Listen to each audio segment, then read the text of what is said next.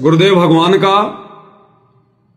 और ये जन्म साखी से गुरुजी हमारे को ये जो है वो प्रमाण दिखा रहे हैं, जन्म साखी से, भाई बाला वाली जन्म साखी, जिसमें नानक जी अपने दो शिष्य बाला और मर्दाना को लेकर प्रहलाद के लोक में गए। अब भाई और बहनों, आपको ये वीडियो मैंने पहले भी दिखाया था, लेकिन भाई और बहनों, एक ही वीडियो में कई चीजें होती हैं, कई चीजें, और समय आने पर ही वो नई नई चीजें निकल के आती हैं। तो आज हम एक और नई चीज देखेंगे इसमें, जो ये साबित करेगा कि रियल कबीर वर्तमान में सतगुरु रामपाल जी हैं। और 1997 में कोई कबीर दाढ़ी मूंछ वाला सतलोक से नहीं आया, ना सतगुरु रामपाल जी को बादलों में उड़ाया, ना आकाश में उड़ाया। ये तो काल का षड्यंत्र था। तो ये सुनिएगा आप लोग ध्यान से, जिसमें गुरुदेव भगवान समझा रहे हैं कि एक बार नानक जी अपने दो शिष्यों बाला और मर्दाना को लेकर भगत प्रहलाद के लोक में गए। और देखना फिर बीच बीच में दास विशेषण करता रहेगा और बिल्कुल क्लियर समझ में आएगा। ये सारे संकेत छुपा रखे भगवान ने, समय आने पर उजागर करवाते हैं आप और हमारे दृढ़ विश्वास के लिए। कि नानक साहिब जी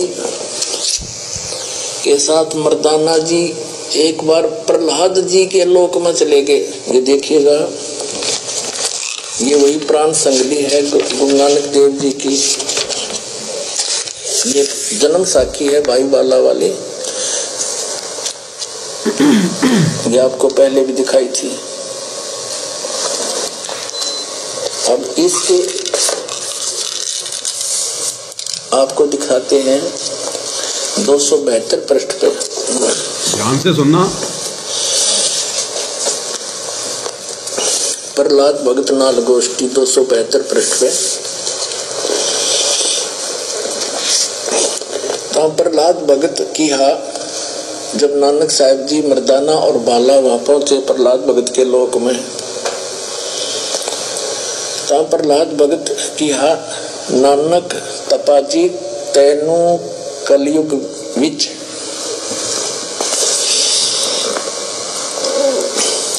राम जी ने बड़ा भगत कीता है, अतः आपके संजोग आपकी संगति से बहुतियां का उपकार होवेगा। तेरी श्री राम ने वड्डी नदर खोली है, तेरा वड्डा प्रताप होवेगा। इस कलयुग विच अगे कबीर भगत ऐथे आया है। अब देखो, बिना ज्ञान के भगवान को तो भगत कह रहा प्रहलाद जी। क्या कह रहे हैं गुरुदेव कि बिना ज्ञान के भगवान को तो भगत कह रहा है प्रहलाद, कि यहां पर कबीर भगत ने, कि मेरे लोक में कबीर भगत आया है। बताओ, कबीर जी को तो भगत मानता था भगत प्रहलाद भी, तो कहां से उसका मोक्ष हुआ होगा। इसलिए गुरु जी कहते हैं स्वर्ग में बैठा है, 84 में जाएगा, फिर 84 में भगत प्रहलाद है, 84 में। ये तत्व ज्ञान गुरुदेव ने आप और हमें दिया है। कबीर भगत इथे आया है, यहाँ पर आया है, अति जा आपको कर्ता ने आंदा है, यहाँ भेजा है।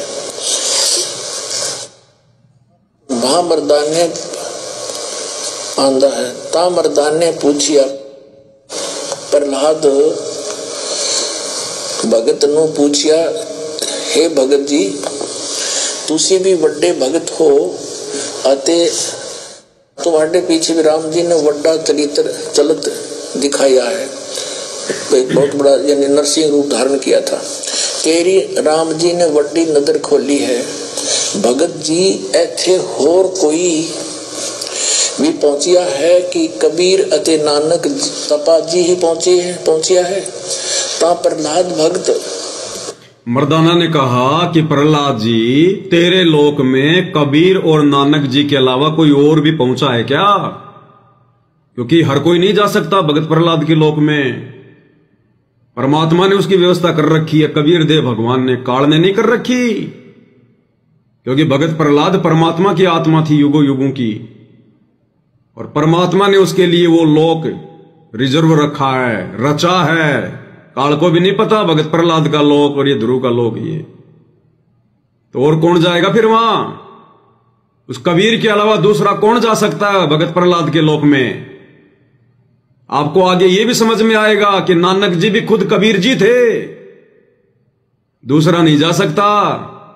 उस लोक के बारे में तो किसी को पता ही नहीं। जैसे 21 ब्रह्मांड में एक मिनी सतलोक है, काल को भी नहीं पता, और कबीर जी के अलावा कोई दूसरा नहीं जा सकता। तो भगत प्रहलाद का लोक भी कबीर भगवान सतगुरु रामपाल जी ने रचा। ध्रुवपुरी कबीर भगवान सतगुरु रामपाल जी ने रची हुई है। काल को तो पता भी नहीं है। वो तो अपने 7 दीप 9 खंड 3 लोक 14 भवन बस इन्हीं को जानता है। तो जिसने रचा उसके लोक में दूसरा कौन चला जाएगा? तो मर्दाने ने क्या कहा कि आपके लोक में कबीर जी और नानक जी के अलावा भी कोई और आया है क्या? अब भाई और बहनों, सबसे पहले यह कंसेप्ट क्लियर करना पड़ेगा कि नानक जी के रूप में खुद कबीर जी ही थे जो बाला और मर्दाना को लेकर वहां गए थे। बाला और मर्दाना को लेकर आपको एक छोटा सा वीडियो दिखाएंगे,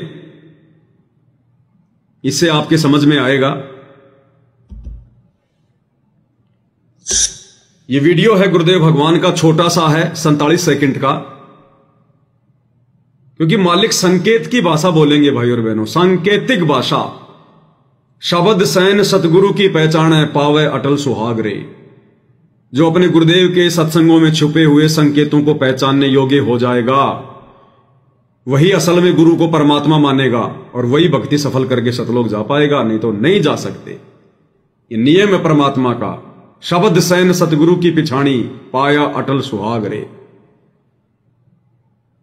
अब गुरुदेव भगवान इसमें क्लियर कर रहे हैं 47 सेकंड में, क्योंकि नानक जी को परमात्मा जब काशी में आए हुए थे, जुलाहे का काम करते थे, तो परमात्मा नानक जी से मिले और बेई नदी पर सुल्तानपुर में,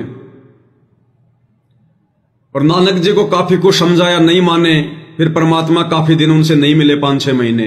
नानक जी के अंदर वो तड़प पैदा हुई कि मुझे वो बाबा फिर से मिले, मुझे वो ज्ञान सुनाए। फिर 6 महीने बाद कबीर भगवान फिर से गए उसी बेई नदी पर, जब सुबह सुबह नानक जी नहाने के लिए आ रहे थे। और उस समय कबीर जी केवल अकेले नानक जी को दिखाई दे रहे थे और किसी को दिखाई नहीं दे रहे थे। और लोग सोच रहे थे भाई कबीर जी किससे बात, ये नानक जी अकेले अकेले में किससे बात कर रहे हैं, कोई दिखाई नहीं दे रहा। तो लोगों ने सोचा कि भगत आदमी है, भगत ऐसे अपने आप में बात करता है, हमें क्या लेना देना। कर रहे थे वो कबीर जी से बातचीत, और नानक जी ने सोचा है तो सबको दिखाई दे रहे होंगे, लेकिन दिखाई केवल नानक जी को दे रहे थे। और उसके बाद नानक जी ने परमात्मा की छोटी सी एक परीक्षा ली कि मुझे आप इस दरिया में ढूंढ के दिखा दो, तब मैं मान जाऊंगा। तो नानक जी में थोड़ी बहुत कोई पूर्व जन्म की कोई सिद्धि थी। उन्होंने बेई नदी में छलांग लगाई। लोगों ने सोचा कि नहाने के लिए छलांग लगाई है। नानक जी ने एक मछली का रूप धारण कर लिया। अब कबीर परमात्मा तो मालिक है, उन्होंने पकड़ के उस मछली को और परमात्मा उल्टी धारा में ले गए, उल्टी धारा में। और बना के नानक जी परमात्मा ने 3 किलोमीटर आगे, जिधर से पानी बहता हुआ आ रहा था, उल्टी धारा में परमात्मा 3 किलोमीटर ले गए पहले, और वहां जाकर नानक जी बना के उनको बैठा दिया। अब नानक जी बिल्कुल ढीले हो गए कि हां जी बिल्कुल मैं सरेंडर हूं, अब आप जैसा कहोगे मैं वैसा करूंगा, जैसा आप कहोगे वैसा। थोड़ी सी माफी चाहूंगा भाई और बहनों, मुझे कहानी पूरी तरह से याद नहीं है, नानक जी मछली बने थे या खाली उन्होंने जो है वो छलांग लगाई थी, तो मुझे ये पूरा कंफर्म नहीं है। लेकिन परमात्मा फिर उसको पानी के अंदर ही ले गए, 3 किलोमीटर पहले जिधर से पानी आ रहा था, वहां जाके नानक जी को एकांत में बैठा दिया। और नानक जी ने कहा कि ठीक है जी, मैंने मान लिया, अब आप जैसा कहोगे मैं वैसा करूंगा। और कहा जी मुझे एक बार आपका वो सचखंड दिखा दो, ताकि पक्का हो जाए, मुझे विश्वास हो जाए। तो मालिक ने तो करना था ये खेल। अगर भगवान ये खेल ना करता तो आज पूरा सिख समाज नास्तिक हो जाता, पूरा सिख समाज नास्तिक। तो परमात्मा ने नानक जी को प्रथम नाम दिया और उनकी आत्मा को निकालकर सतलोक ले गए और सतलोक में सब कुछ दिखाया घुमाया, जैसा भी गुरुदेव बताते हैं। और 3 दिन तक, और 3 दिन के बाद जब वापस आए तो भाई और बहनों, वो नानक जी के शरीर में जो आत्मा थी वो नानक जी की नहीं थी। और ना परमात्मा किसी का शरीर काम में लेता, वो तो 1 सेकंड में गायब कर दे, 1 सेकंड में दूसरा बना दे, पता नहीं चले किसी को। नानक परमात्मा की अच्छी आत्मा थी। नानक जी को परमात्मा ने फिर मिनी सतलोक में बैठा दिया कि भैया जब वो कलयुग की पिछली पीढ़ी का समय आएगा ना, उस समय तेरे को नीचे भेजूंगा, उस समय तेरे को जन्म दूंगा। तो नानक जी को परमात्मा ने कहां बैठा दिया? मिनी सतलोक में। और नानक जी के रूप में उस दिन के बाद से कबीर परमात्मा खुद ही लीला करने लगे, खुद ही। और ये छोटा सा सत्संग अब आपको दिखाएंगे भाई और बहनों, जिसमें गुरुदेव क्या कह रहे हैं। कहते हैं साध मिले साढ़ा शादी होंगी, जब ये भक्त वापस आ जाते हैं खुशी होती है, और भी छट जा दिलगिरी रे, जब ये जाते हैं तो मुझे मायूसी छा जाती है। और यही चिंता बनी रहती है, भगवान रक्षा करना तेरे बच्चों की, क्योंकि इस संसार के अंदर इस भक्ति पर अपना कोई हास्य खेल नहीं है, जहां लाखों लोग वर्णित करने वाले और एक नानक जी या महापुरुष एक ही होता है एक समय में। बस यही तो पॉइंट था। आपने ध्यान दिया कि नहीं दिया, फिर से सुनाएंगे आपको। गुरुदेव कहते हैं कि सब तो झूठ बोलने वाले, अज्ञान फैलाने वाले, और एक नानक जी अकेले सच बताने वाले। क्योंकि एक समय में महापुरुष एक ही होता है, ये सच ज्ञान बताने वाला, ये मंत्र देने वाला।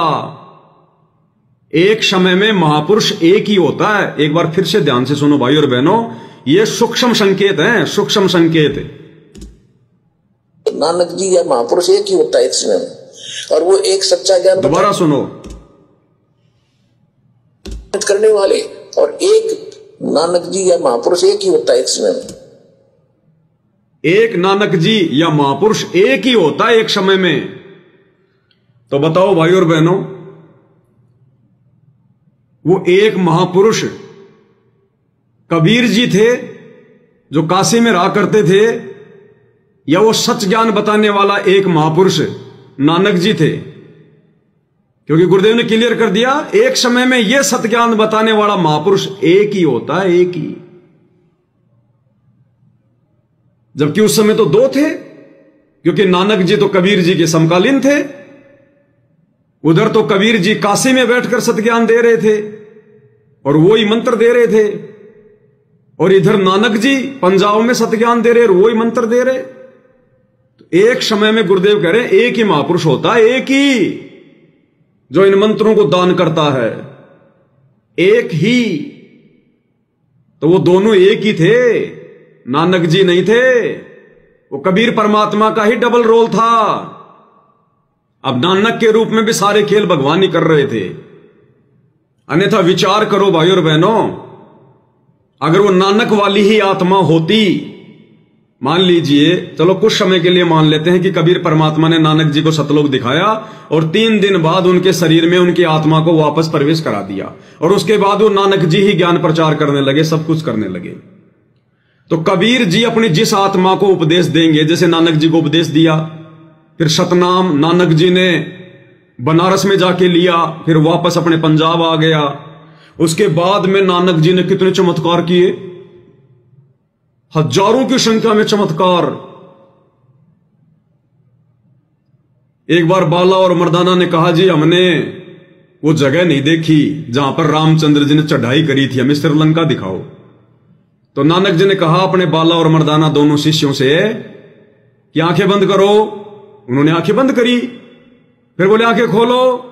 आंखें खोली तो वो तो समुद्र के किनारे खड़े थे। 1 सेकंड में वो पंजाब से समुद्र के किनारे पहुंच गए, नानक जी की सिद्धि से। अब बताओ भाई और बहनों, इस कबीर भगवान के मार्ग में एक भगत अपनी सिद्धियों का प्रयोग करेगा क्या? फिर नानक जी का तो नाम ही खंड हो गया था।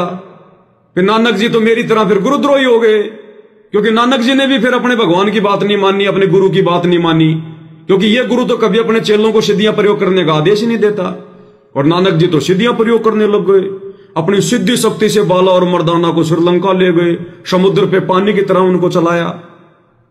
तो नानक जी तो फिर मेरी तरह गुरुद्रोही हो गए थे।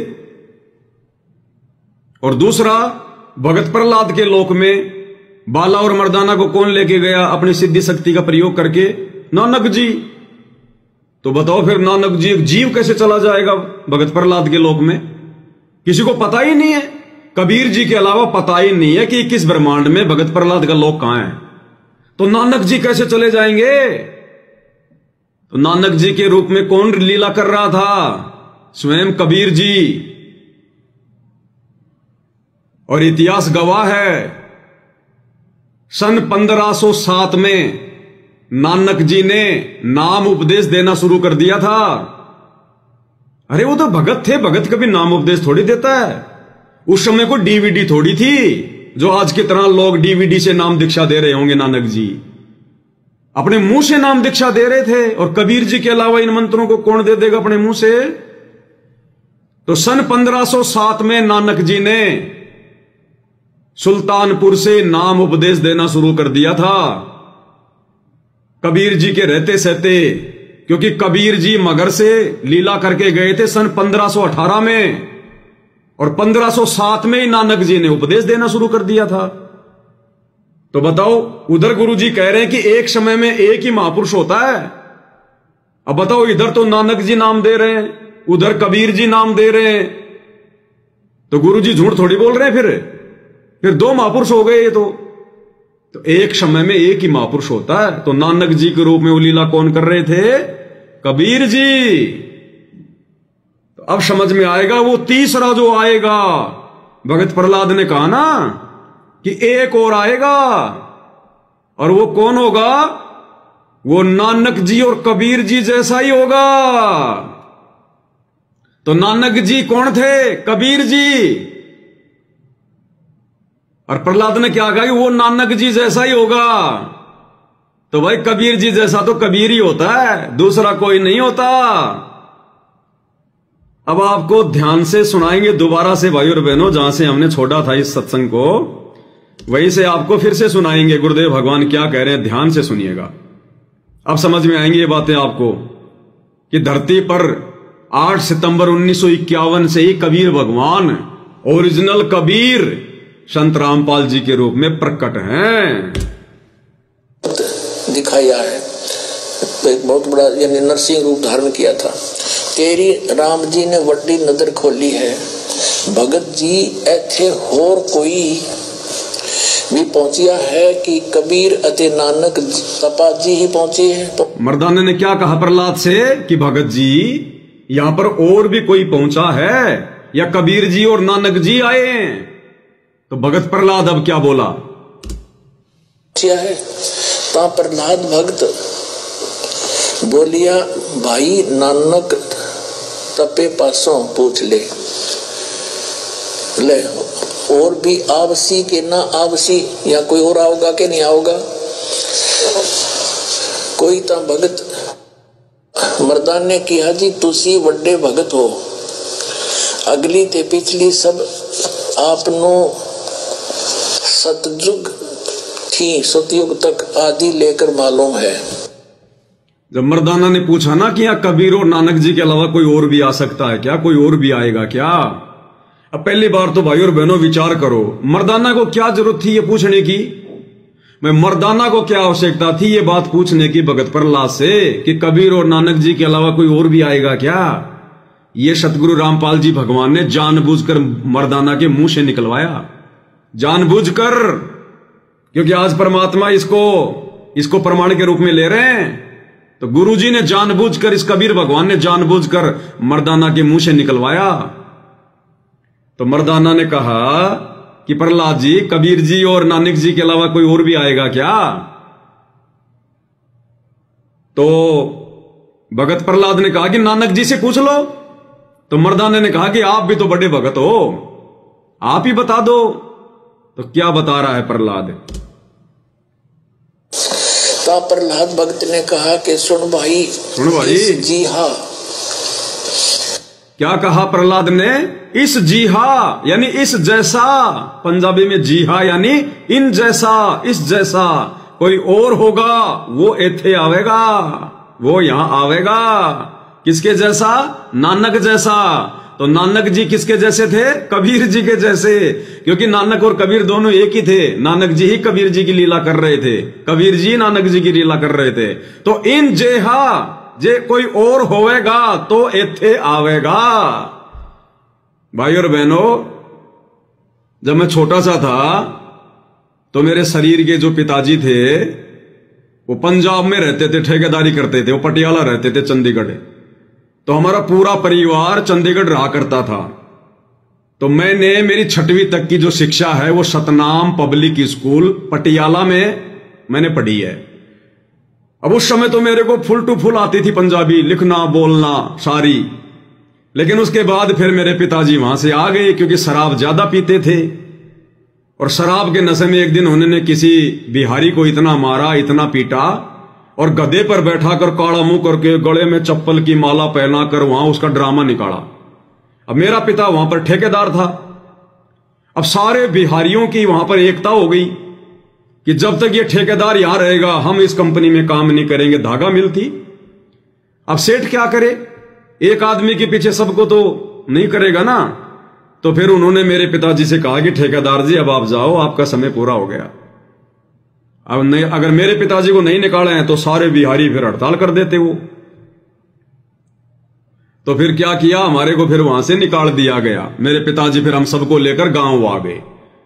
तो 6वीं तक मैं पटियाला में पढ़ा हुआ हूं, सतनाम पब्लिक स्कूल, जो अनाज मंडी है ना पटियाला में, अनाज मंडी, उसके पीछे की साइड में जो गली जा रही है सीधी, उसमें Satnam public school left hand पे मैं उसमें पढ़ा हुआ हूं। इसलिए मेरे को भी थोड़ी बहुत पंजाबी हल्की फुल्की आती है।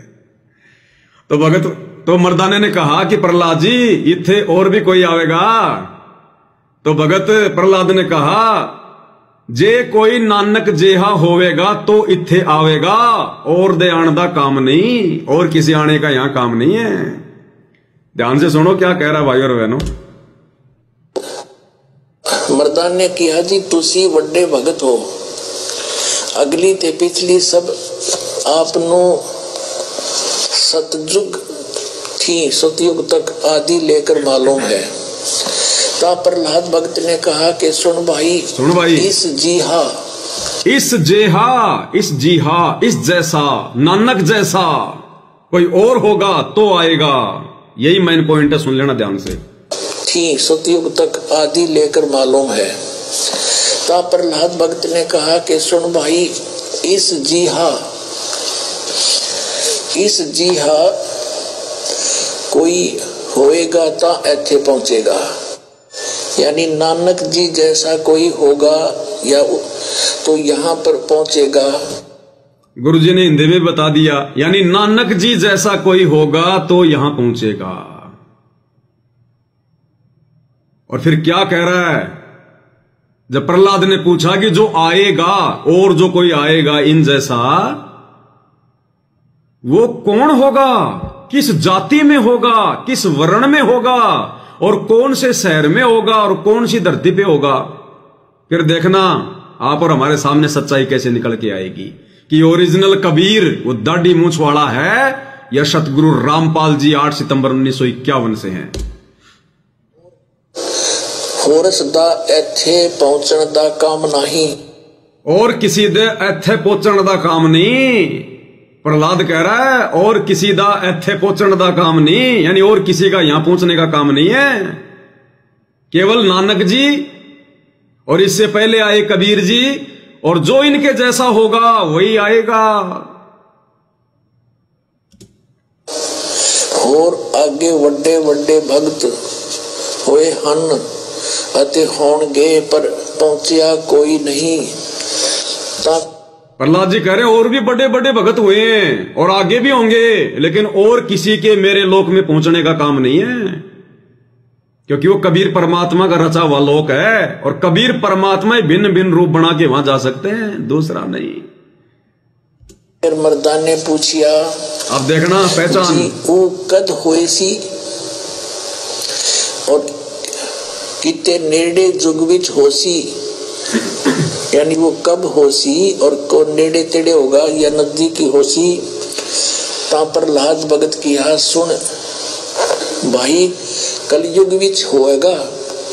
और जद नानक तपा सचखंड जावेगा तो उस तो पीछे, जब नानक सचखंड जावेगा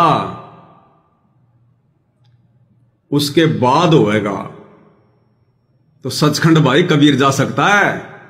इस कलयुग की बिचली पीढ़ी के अलावा आज से पहले केवल कबीर ही आता है, कबीर ही जाता है सचखंड, दूसरा कोई नहीं जा सकता। एक शब्द सुना हुआ ना अपने गुरुदेव का, कोई है रे परले पार का जो शब्द कहे झनकार का, कोई है रे परले पार का जो शब्द कहे झनकार का। वो शब्द सुनेंगे भाई और बहनों एक बार हम गुरुदेव के मुकम्मल से, तब हमें समझ में आएगा, क्योंकि हमने तो समझना है। तो भगत प्रहलाद ने क्या कहा कि नानक जी के सचखंड जाने के बाद आएगा। अब नानक जी सचखंड नहीं गए, वो नानक जी के रूप में जो कबीर जी थे केवल वही सचखंड गए थे 650 साल पहले मगर से, या फिर नानक के रूप में जो परमात्मा लीला कर रहे थे उसी प्रकार से फिर नानक जी गए थे, यानी कबीर जी नानक जी के रूप में गए थे सचखंड। उनका शरीर भी अंत में फूलों में तब्दील। आपको एक शब्द के माध्यम से सुनाते हैं, फिर ये बातें हमारी समझ में आएंगी और अच्छे से।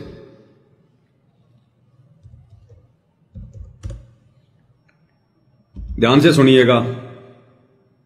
इस शब्द में लास्ट में, ये 5 मिनट का है, इस शब्द के लास्ट में यही निर्णय निकलेगा कि आज तक, यानी सतयुग से लेकर कलयुग की बिचली पीढ़ी आने तक एक कबीर के अलावा कोई भी सचखंड नहीं जाता। तो नानक जी कैसे चला जाएगा सचखंड? ध्यान से सुनिएगा। कोई है रे परले पार का, परले पार इस अंड पिंड ब्रह्मांड से पार सतलोक में, अंड और पिंड के पार स्वदेश हमारा है। कबीर परमात्मा कहते हैं करने नो दीदार महल में प्यारा है। कौन से महल में? उस सतलोक वाले महल में, इस महल में नहीं है वो। अब क्या बताते हैं गरीबदास साहिब जी, कहते हैं कोई है रे परले पार का, है कोई सतलोक तक जिसका ज्ञान हो, जिसको, और भेद कहे झनकार का, धन धुन धुन धुन धुन धुन हो रही है। कहते कोई भेद कहे उस धुन का, उस झनकार का जो सतलोक में बज रही है। तुम्हारी ये नकली आवाजें इस परमंड में पिंड में सुन रही है। कोई है रे परले पार का जो भेद कहे झनकार का, कोई है रे परले पार का जो भेद कहे झनकार का। अब क्या बताते हैं?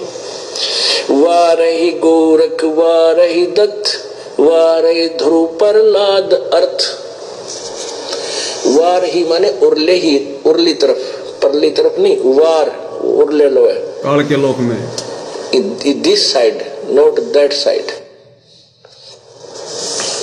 वारही गोरख वारही दत्त वारही ध्रुव प्रहलाद अर्थ। वारही सुखदेव वारही व्यास वारही पाराशर प्रकाश। अपनात्मा कितनी गहरी बात कही है। वारही दुर्वासा दरवेश वारही नारद सारद शेष। वारही भरथरी गोपी चंद वारही सनक सनंदन बंद। वारही ब्रह्मा वारही इंद्र वारही शेष कला गोविंद। यो 1000 बुझागा भगवान, ये काल भी वार ही है। 1000 कला का भगवान काल ये भी वार ही है, इधर ही है। सतलोक नहीं जा सकता, सतलोक नहीं पहुंचा। वहां से आने के बाद जब काल ही नहीं पहुंचा तो काल के अंडर में 21 ब्रह्मांड में जितने भी साधु संत भगत हैं ये कहां से पहुंच जाएंगे? पहुंचने का समय तो कलयुग की बिचली पीढ़ी है। और बाला और मर्दाना की बातें ये कब की हो रही हैं?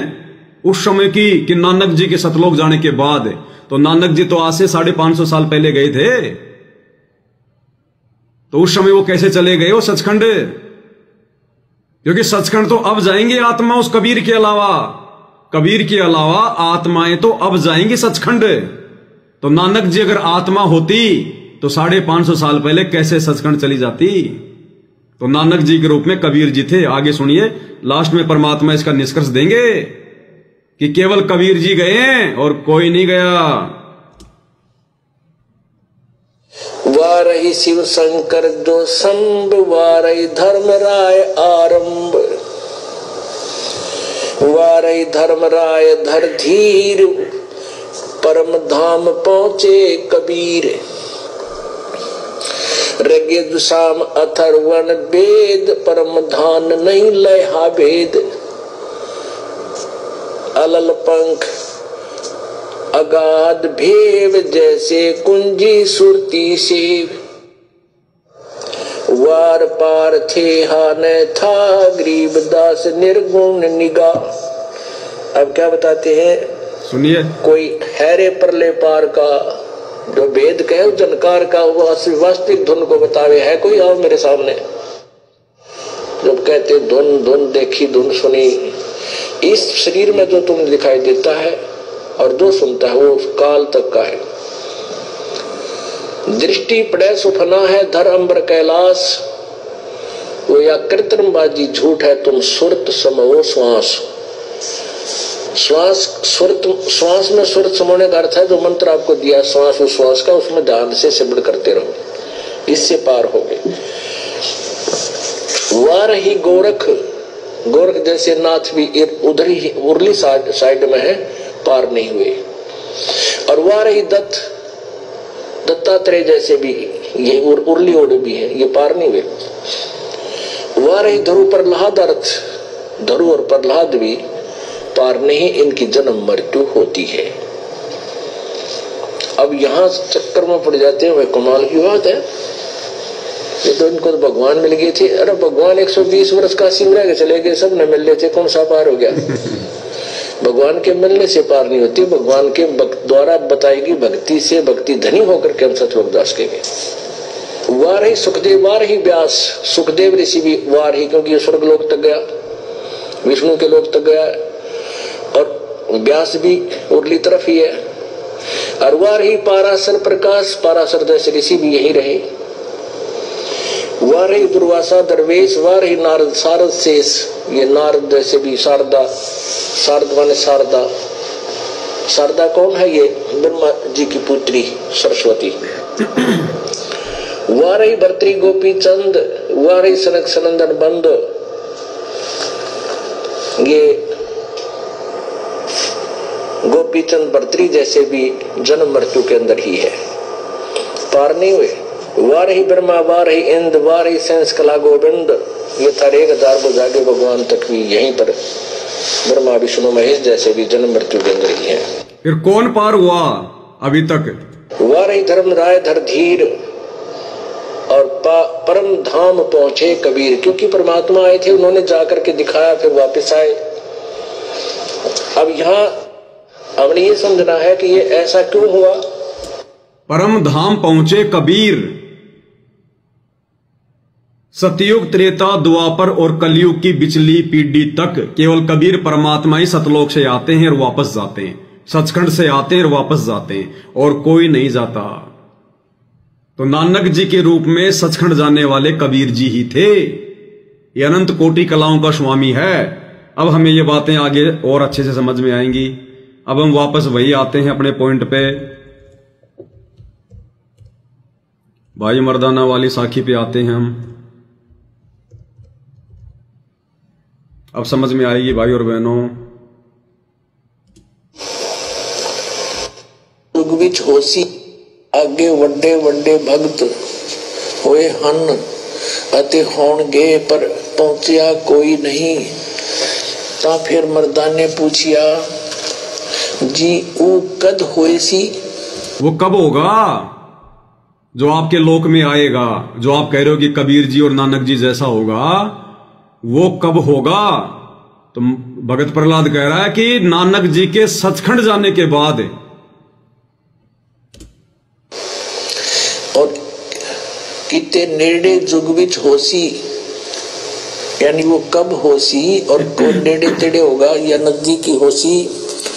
ता प्रहलाद भगत की सुन भाई, कलयुग विच होएगा और जद नानक तपा सचखंड जावेगा ता उस तो पीछे ये लिखा 100 वर्ष वरे, यहाँ लिखना, यहाँ बोला था उसने सैकड़ों वर्ष, यहां बोला था उसने सैकड़ों वर्ष बाद। अब ये बातें कौन बता सकता भाई? अरे इतने विश्वास के साथ में ये बातें कौन कह सकता है कि इसमें गलत लिखा हुआ है? और उसने क्या बोला था? ये कब की बातें हैं? नानक जी के समय की बातें। और कहां पे हो रही थी वार्तालाप? भगत प्रहलाद के लोक में। कोई सुन भी नहीं रहा था यहां का, कोई वीडियो रिकॉर्डिंग का, कोई ऑडियो रिकॉर्डिंग का सिस्टम भी नहीं था। और गुरुजी क्या कह रहे हैं? उसने क्या बोला था? इस पुस्तक में गलत लिख दिया कि 100 वर्ष बाद। 100 वर्ष बाद नहीं, नानक जी के सचखंड जाने के सैकड़ों वर्ष बाद। तो कौन महापुरुष कह सकता है ये बात कि उसने क्या बोला था? ध्यान से सुनो भाई और बहनों, ये दुनिया के समझ में नहीं आएंगी ये बातें। ये तत्व ज्ञान गुरुदेव ने दुनिया को नहीं दिया, आप और हमें दिया है, हमें समझाने के लिए। बस हमने समझना है। दुनिया को छोड़ दो, दुनिया का भी सौभाग्य नहीं है। अभी 84 में चक्कर काटना है दुनिया ने। तो क्या कह रहे हैं मालिक कि क्या बोला था उस समय? क्या वार्ता हो रही थी मां भगत प्रहलाद और मर्दाना की? गुरुजी बता रहे हैं सैकड़ों वर्ष के बाद। यहाँ इन्होंने वहां फिर 100 लिखना था, इसमें से एक मात्रा मत जी ऊ कद होए सी और किते नेड़े जुग विच होसी, यानी वो कब होसी और कौन नेड़े तेड़े होगा या नजदीकी होसी।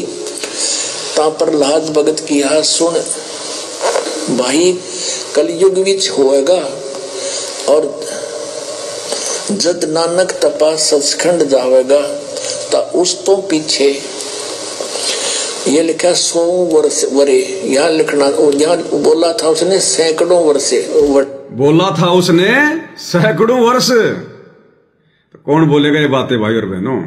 सचखंड जावेगा ता उस तो पीछे ये लिखा 100 वर्ष वरे, यहाँ लिखना, यहाँ बोला था उसने सैकड़ों वर्ष के बाद।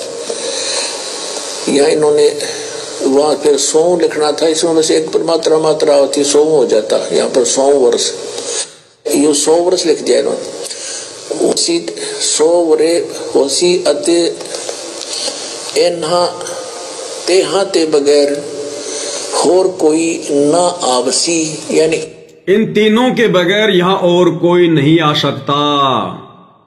तीनों के बिना यहाँ पर कोई नहीं आ सकता। तो तीनों महापुरुष कौन हुए?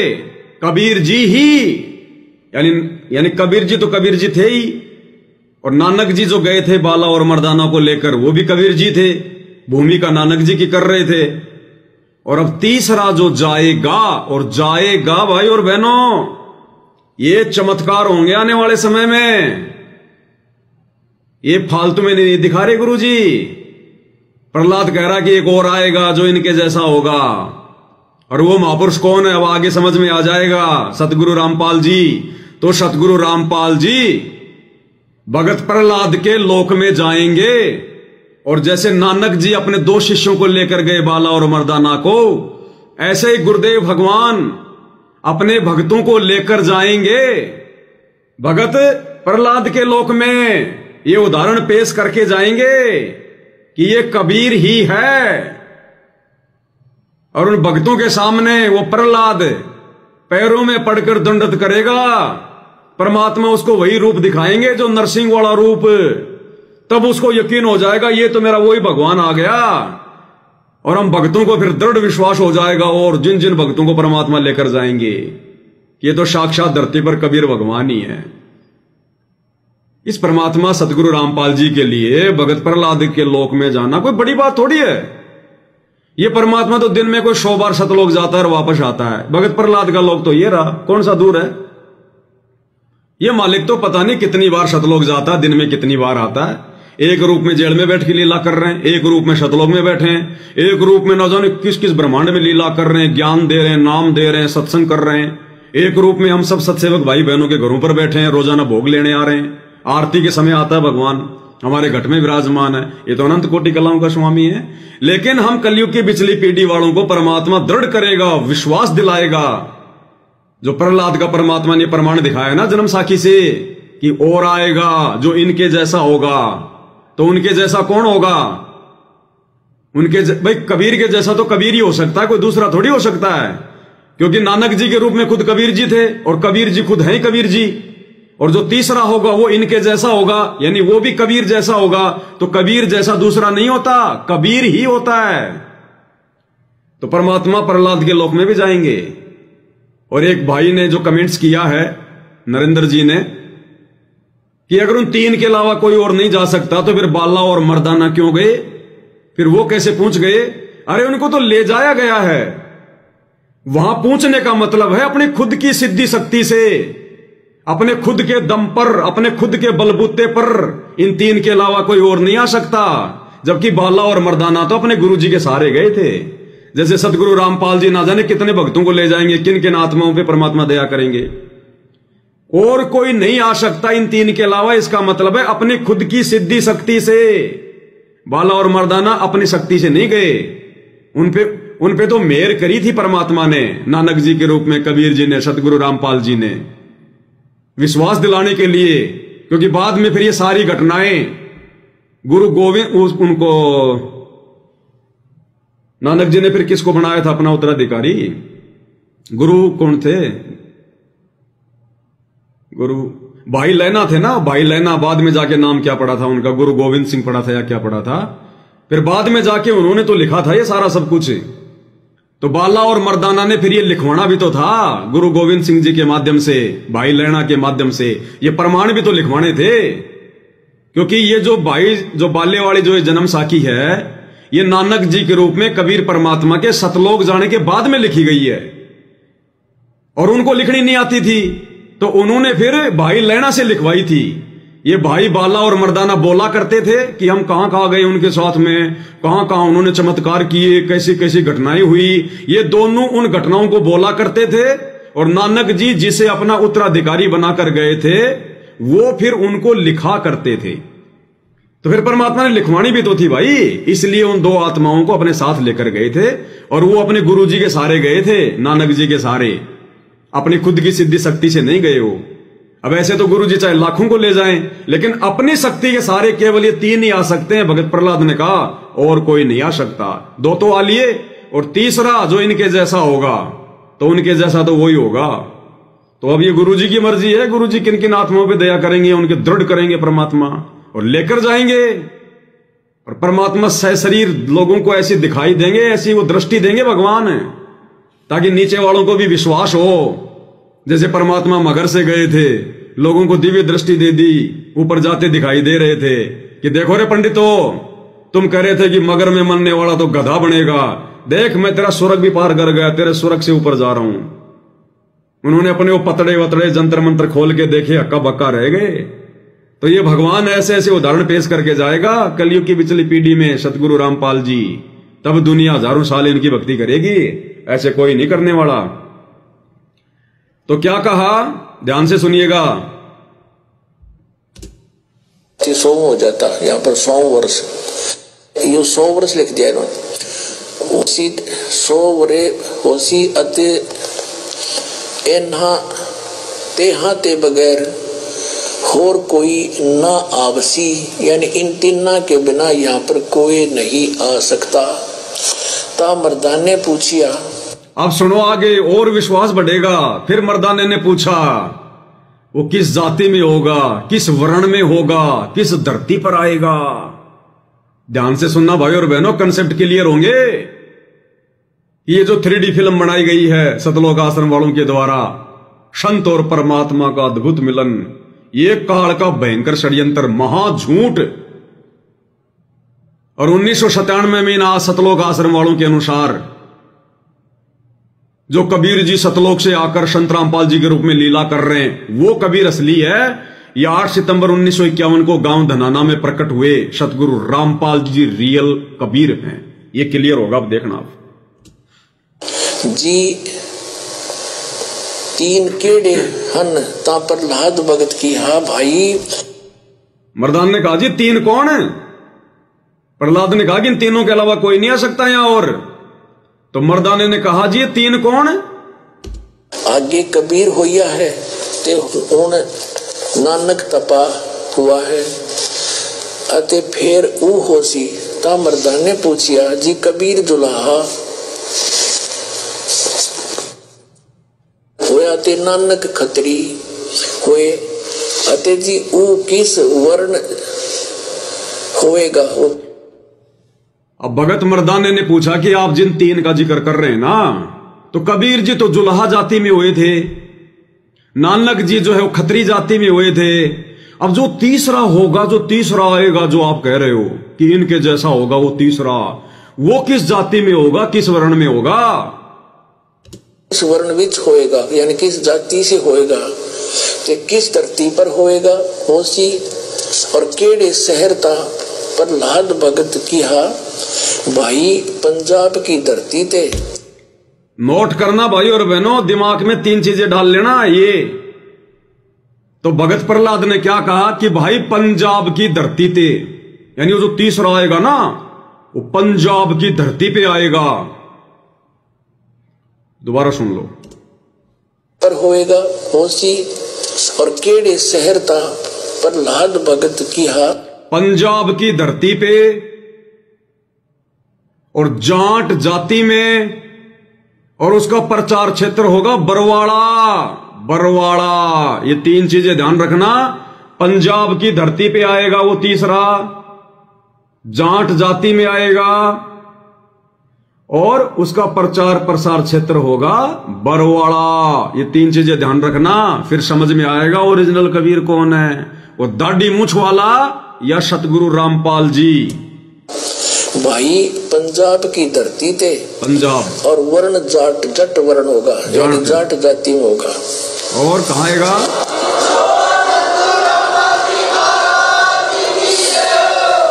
और शहर बटाले, यो बरवाले का बटाला लिख दिया ना। गुरुजी कहते हैं बरवाड़े का बटाला लिख दिया इन्होंने। उस समय इनको पता नहीं था कि कहीं कोई बरवाड़ा भी है। इन लिखने वालों ने सोचा कि बरवाड़ा तो कहीं है नहीं और यहां तो बरवाला लिखा हुआ है, तो उन्होंने फिर उसका बटाला कर दिया, क्योंकि बटाला नाम का शहर उस समय पंजाब में था। तो लिखने वाले की गलती है ये। अब हकीकत तो वही बताएगा ना जिसने लिखवाया है। तो सतगुरु रामपाल जी बता रहे हकीकत कि यो बटाले का, यो बरवाड़े का बटाला कर दिया, बटाला। ध्यान से सुनो दोबारा। यानी किस जाति से होएगा, ते किस धरती पर होएगा होसी और केड़े शहर ता प्रहलाद भगत किहा भाई पंजाब की धरती ते, और वर्ण जाट जट वर्ण होगा, यानी जाट जाति में होगा।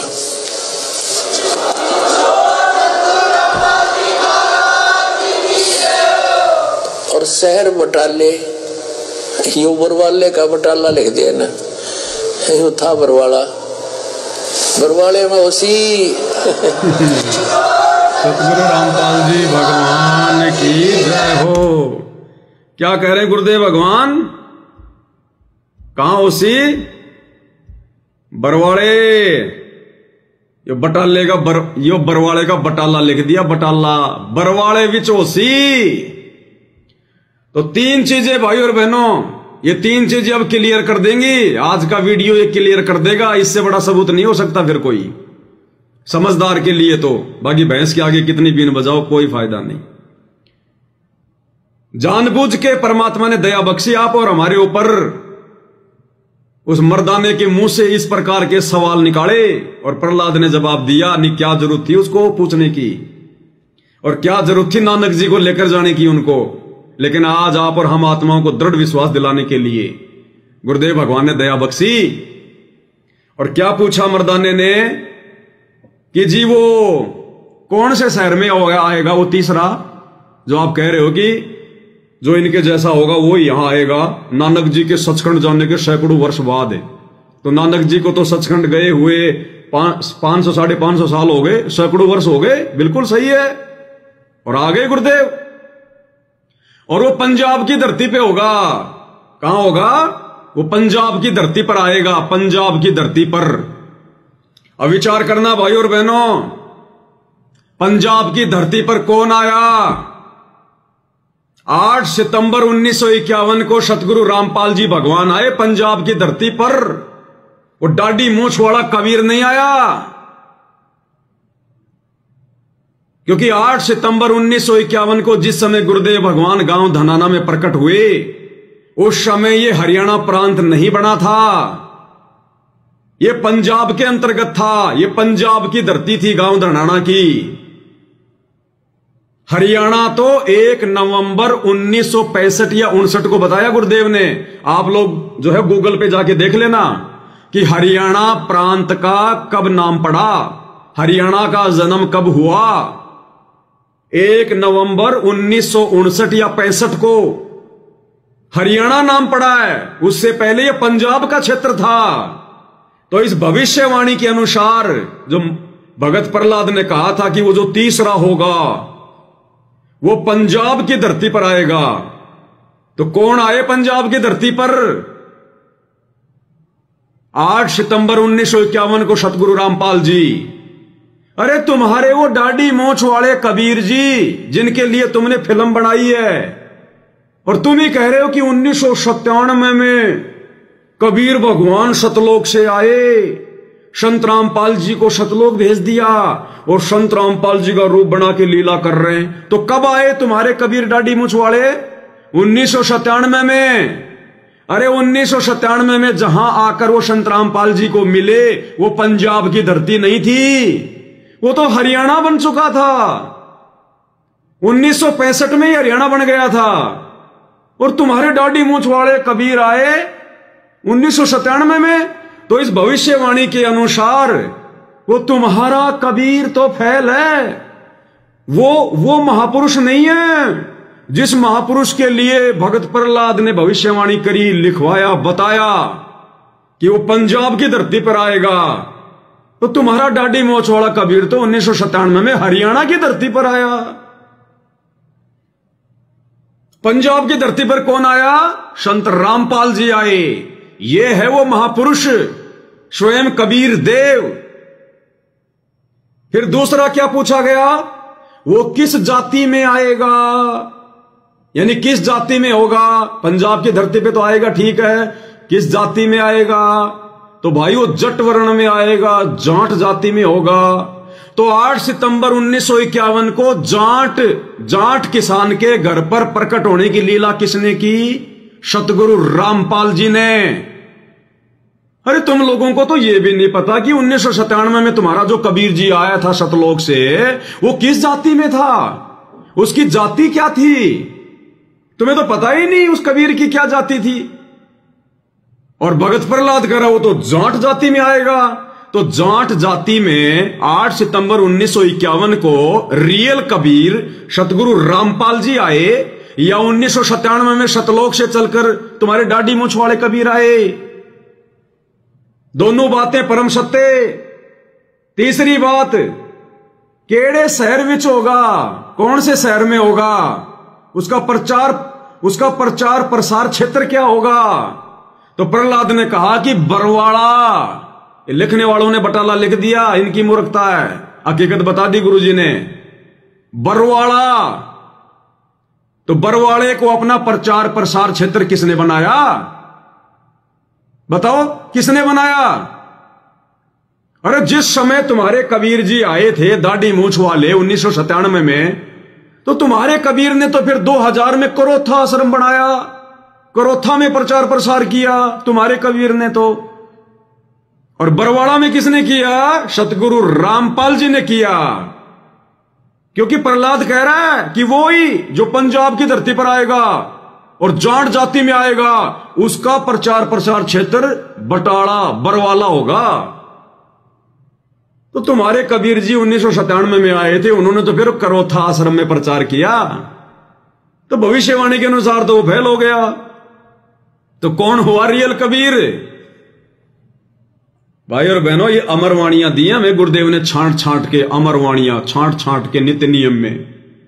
गरीबदास जी की 24,000 वाणियों में से हमारे को छांट छांट के दी हैं। ये बहुत इंपॉर्टेंट वाणियां हैं। साहिब से सतगुरु भय, सतगुरु से भय संत, और धर धर वेश विशाल अंग, ये खेल है आदि और अंत। यानी ये परमात्मा खुद ही सारे खेल खेलता है। फिर कहते हैं साहिब से सतगुरु भय, सतगुरु से भय साध। और ये तीनों अंग एक हैं, गति कुछ अगम अगाध। यानी वो कबीर भगवान जो सतलोक में बैठा है साहिब रूप में, वो खुद ही सतगुरु बन के आता है। साहिब से सतगुरु भय, तो सतगुरु की भूमिका किसने निभाई? गरीबदास जी के 12वें पंथ में आकर 17 फरवरी 1988 को वो साहिब सतलोक से चलकर गांव धनाना में पंजाब की धरती पर 8 सितंबर 1951 को जाट वर्ण में प्रकट हुआ। इस भविष्यवाणी के अनुसार एक आम व्यक्ति की भूमिका की उन्होंने। फिर 17 फरवरी 1988 को 12वें पंथ में प्रवेश किया, अपनी वाणी के अनुसार कि 12वें पंथ हम ही चलावें, सब पंथों को मिटाकर एक पंथ चलावें। 12वें पंथ में प्रवेश किया और फिर मुंह बोला गुरु बनाया आदरणीय रामदेवानंद जी को। और 1994 में फिर नाम दीक्षा देना शुरू किया, सतगुरु की भूमिका में आए। साहिब से सतगुरु भय और सतगुरु से भय संत। और क्या कहला रहे हैं? संत रामपाल जी, संत रामपाल जी। अरे ये तो 1994 से संत रामपाल जी कहला रहे हैं।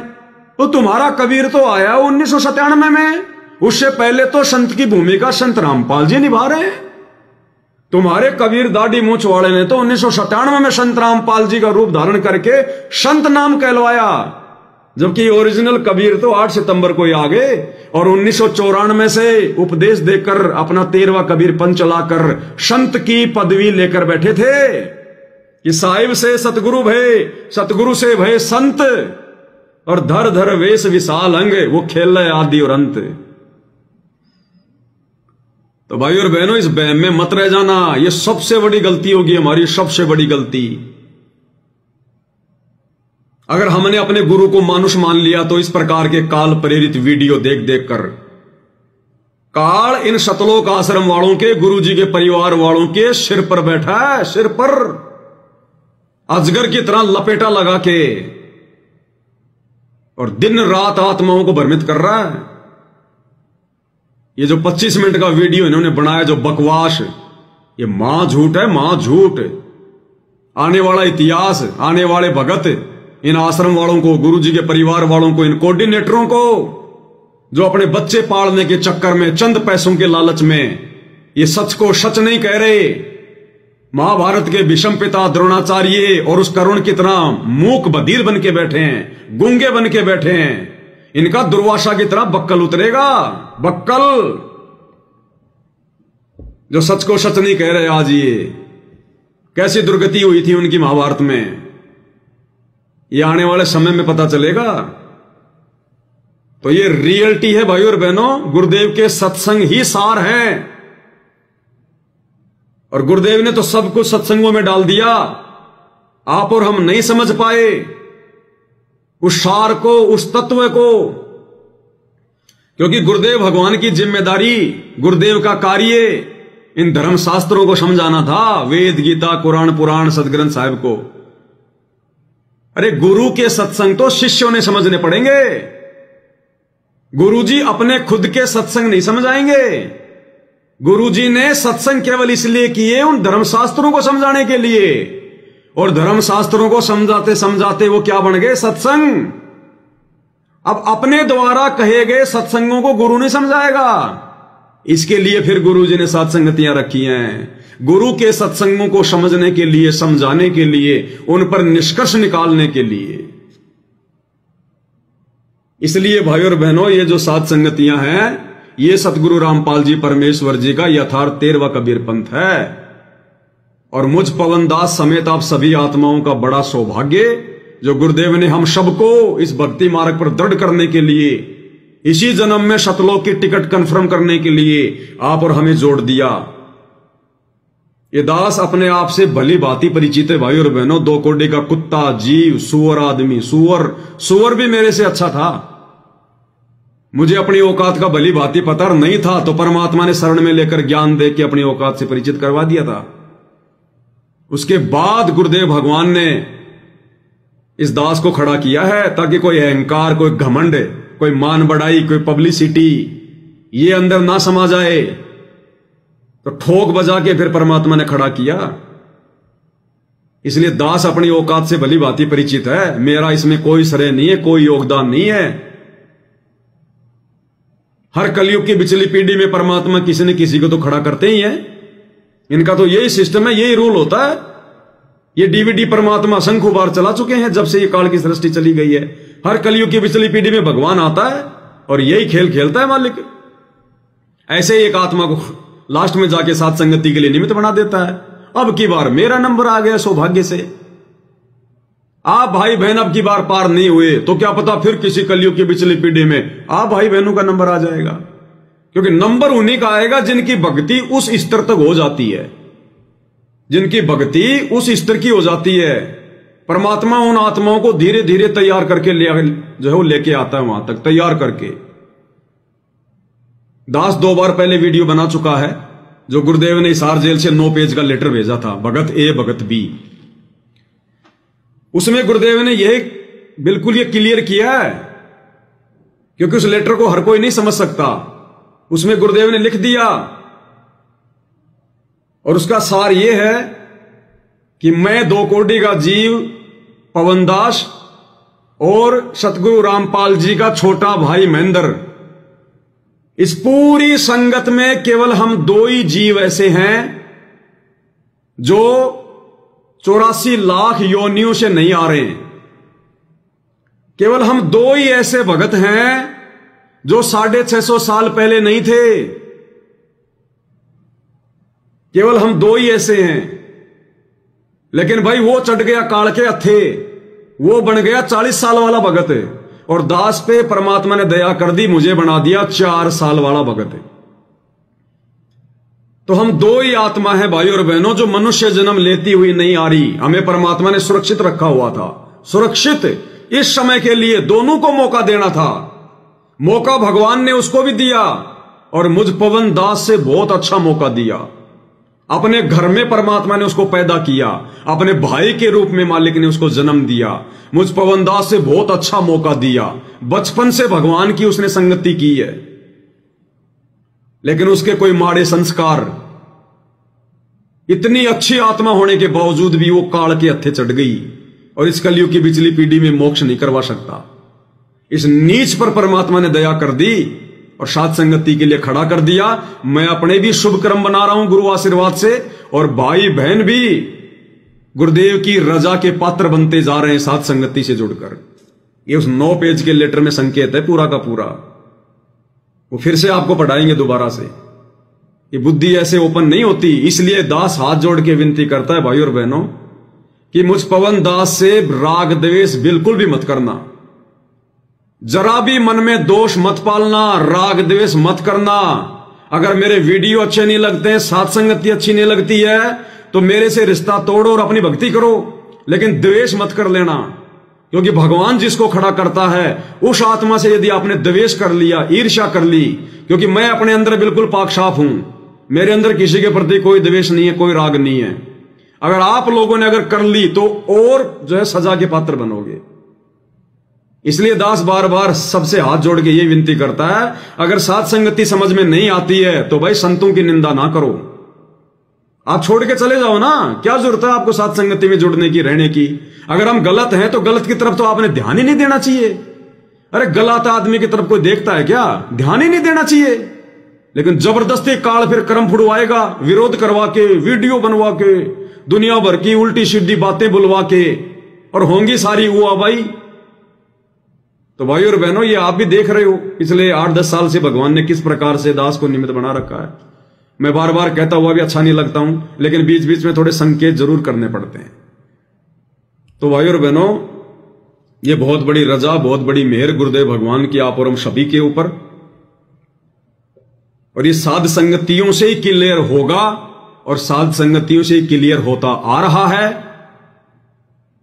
कि गुरु को परमात्मा केवल वही आत्मा मान सकती हैं जो साध संगति से जुड़ी रहेंगी। और ये ट्रेनिंग सेंटर है सतलोक के लिए, दूसरा कोई स्थान गुरुदेव ने नहीं छोड़ा। तो भाई और बहनों, सब कुछ क्लियर होता जा रहा है। ये सामान्य से दिखाई देने वाले सत्संग और ये कितने गूढ़ रहस्य युक्त हैं, कैसी अजब गजब बातें, अजब गजब इनमें प्रमाण, हर बार नए नए। ये मालिक की दया से, उनकी प्रेरणा से, उनके द्वारा बख्शीश सद्बुद्धि से संभव है। पवनदास जैसे 2 कोड़ी के नीच इस कुत्ते के बस की बात नहीं है भाई और बहनों, कुत्ते की बस की बात नहीं है। ये मालिक दया करता है तब। सतगुरु मेहर करे तो कागा से हंस बना दे, तो ये तो गुरुदेव की दया है। सतगुरु मेहरबान तो पवन गधा पहलवान, और पहलवान कोई कुश्ती के लिए नहीं, किसी को मारने के लिए नहीं, आप भाई बहनों के सामने को उदाहरण बनने के लिए कि भक्ति करो तो ऐसे करो, नहीं तो बैठ जाओ अपने घर पे। क्यों अपने गुरु जी को भी दुखी कर रहे हो? फिर विश्वास करो तो इतना करो, नहीं तो बैठ जाओ अपने घर पे। क्यों फिर गुरु जी को दुखी कर रहे हो? तो ये भाई और बहनों आने वाले समय में उदाहरण भी बनेंगे।